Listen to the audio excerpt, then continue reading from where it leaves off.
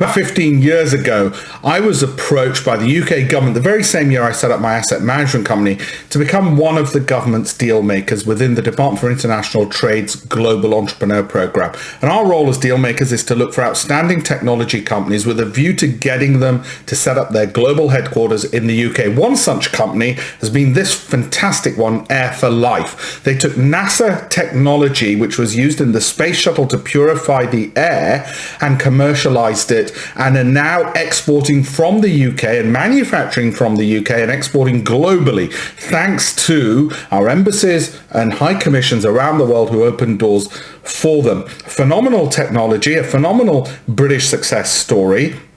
But thanks to the Global Entrepreneur Program, a company which located in the UK, and of course, as a British company, hiring people locally as well in the United Kingdom. It's been a privilege to be part of the Global Entrepreneur Program, and I hope in the next 4 months to land about another 4 phenomenal tech companies like this. And I should say the UK government, in using its deal makers, isn't doing deals directly with those companies. It's not paying those companies to be it. It's the private sector which is engaging with those companies. We use our networks as deal makers, our strategic input as business people to open doors and help those companies as British companies hire locally and grow from a UK base. So congratulations, Jay, the founder of Air for Life. And if you're a government out there, or if you're a business out there, look them up. I'm sure your country or your company could use the healthcare benefits of a company like this and the technological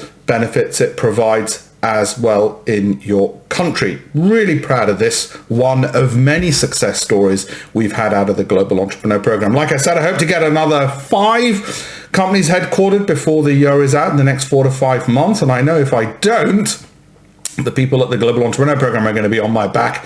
My God, if not them, then probably number 10 as well, be on my back and saying, whoa, Alpesh, what's happening? Getting complacent. Promise I won't get complacent. Thank you.